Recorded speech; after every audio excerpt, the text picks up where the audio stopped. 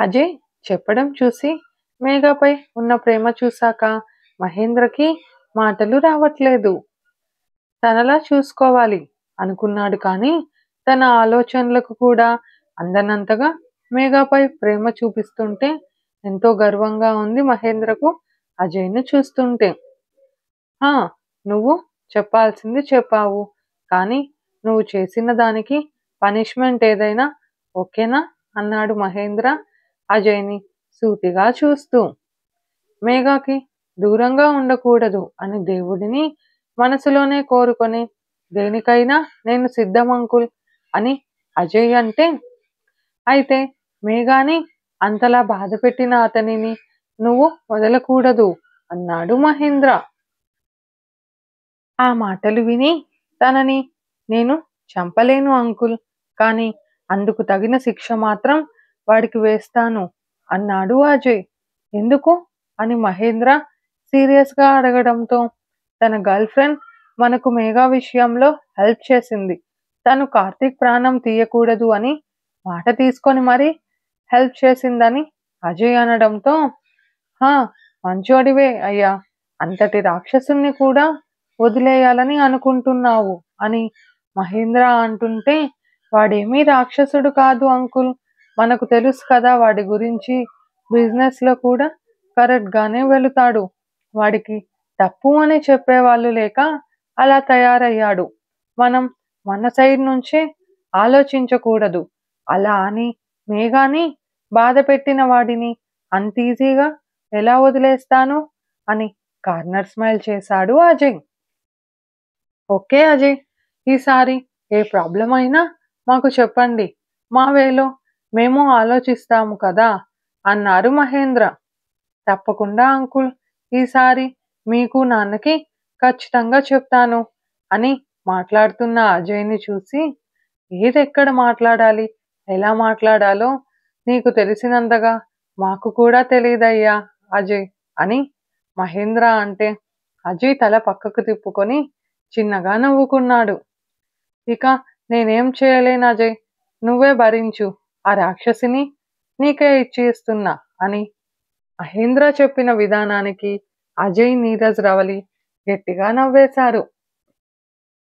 మరి ఆంటీకి అని అజయ్ చిన్నగా అడగడంతో, నేను నిదానంగా చెప్తాలే అజయ్, మీ ఆంటీకి బాధ వచ్చినా సంతోషం వచ్చినా పట్టలేము అన్నారు మహేంద్ర. అంతే అంకుల్, కొన్ని మనసులు ఏమీ దాచుకోవు, అన్నీ ఇష్టమైన వాళ్ళతో పంచుకునేదాకా కుదురుగా ఉండవు అని అజయ్ అనడంతో, అందరినీ ఇలా ఎలా అర్థం చేసుకోగలరు మీరు, ఆ గౌతమ్ నువ్వు ఒకేలా ఆలోచిస్తారని మేఘ చాలాసార్లు చెప్పింది, అప్పుడు నేను నమ్మలేదు, కానీ ఇప్పుడు అర్థమయ్యిందయ్యా, మీలాంటి బంగారాలు మాకు పుట్టడం మా అదృష్టం అని మహేంద్ర గౌతమ్ని గుర్తు చేసుకున్నారు. అందుకు అజయ్ ఒక స్మైల్ ఇవ్వగా, ఇక కూర్చో నాన్న, ఎంతసేపు నిలబడతావు అని రవలి అజయ్ చెంప ప్రేమగా నిమిరింది. వర్క్ ఉంది మా, వెళ్ళాలి అని మహేంద్రని చూసి అజయ్ స్మైల్ ఇవ్వడంతో, అయితే ఈ బిజినెస్ మ్యాన్ డేట్ ఫిక్స్ చేసుకున్నాడా అవార్డ్ ఫంక్షన్కి అని మహేంద్ర గారు నవ్వుతుంటే, ఇటలీలో మీటింగ్ అయ్యాక ఫిక్స్ చేయాలనుకుంటున్నా అంకుల్ అని అజయ్ అనడంతో, హో గుడ్ అన్నాడు మహేంద్ర. అప్పటికే ఫోన్ చాలాసార్లు వైబ్రేట్ అవ్వడంతో, ఓకే అంకుల్, చిన్న వర్క్ ఉంది వెళ్ళాలి అని బాయ్ చెప్పి వెళ్ళిపోయాడు అజయ్. ఎప్పుడు వర్క్ అని తిరుగుతుంటాడు అని మహేంద్ర అడగడంతో, దానికి చిన్న స్మైల్ మాత్రమే నీరజ్ గారి సమాధానం అయ్యింది.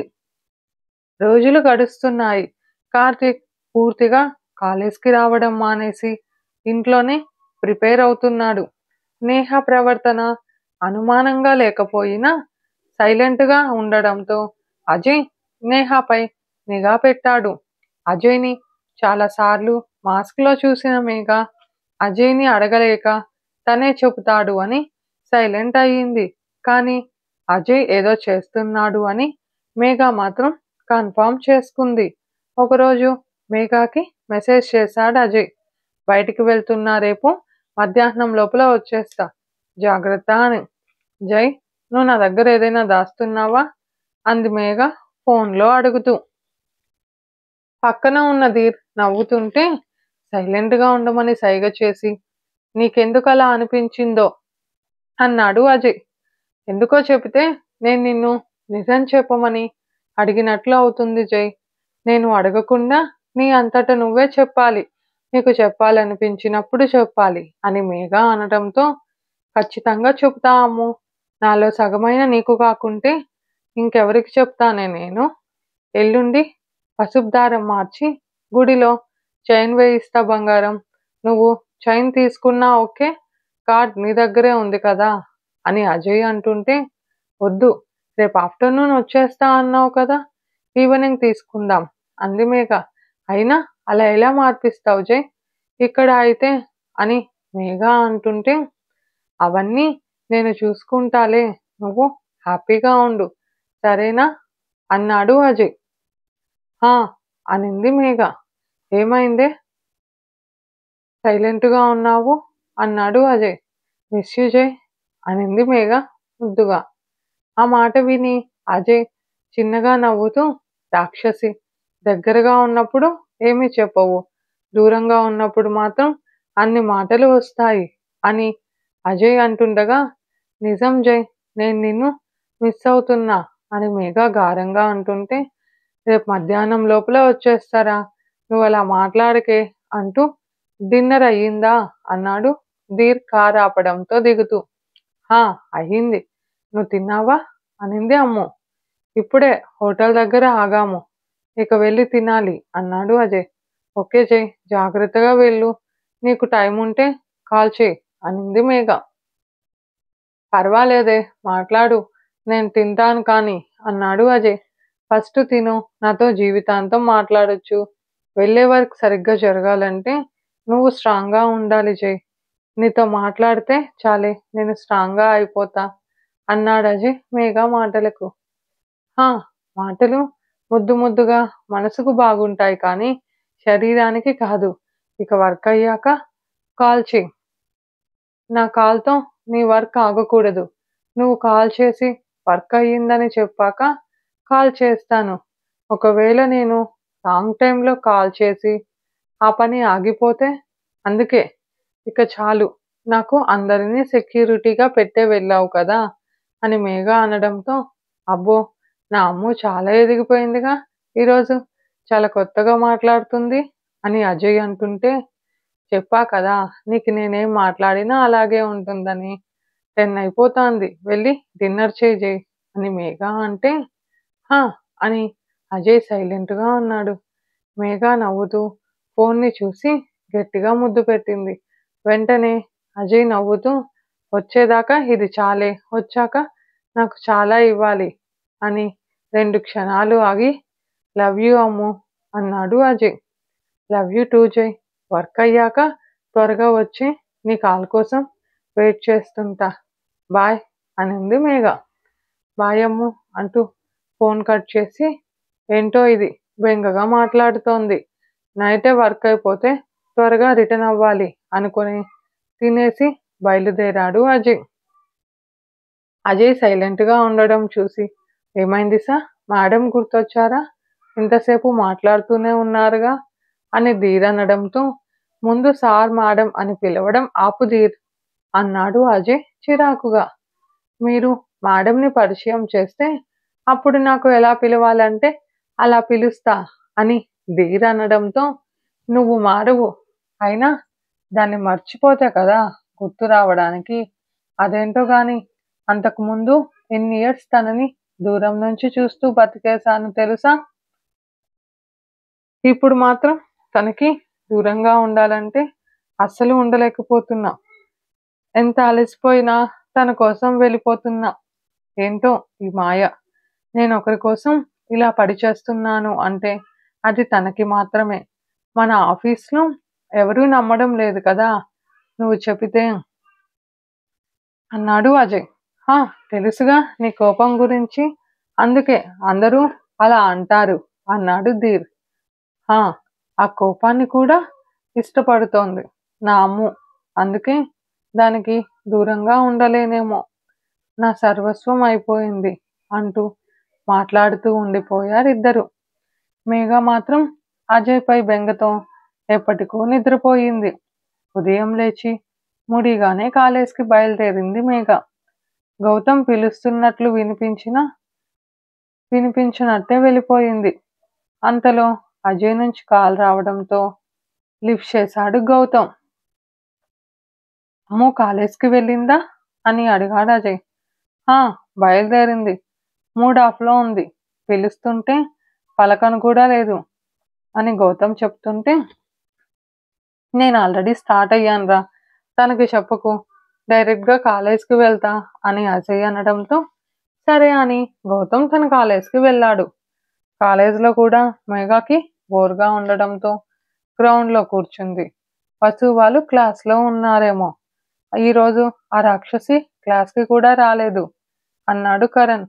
ఏమో అంటూ బయటకు చూసిన ఆనంద్ కార్తీక్ కార్ గేట్ లోపలికి వస్తూ కనబడటంతో కిటికీలో నుంచి చూసిన కరణ్ మొదటగా వాళ్ళు కూర్చునే ప్లేస్‌లో తలదించుకొని కూర్చొని ఉన్న మేఘాని చూసి, మేఘ కూడా అక్కడే ఉంది అని కార్తీక్ కారుని చూసి, రేయ్! మేఘ గ్రౌండ్‌లోనే ఉందిరా అని లేట్ చేయకుండా వసుకి సైగ చేశాడు కరణ్.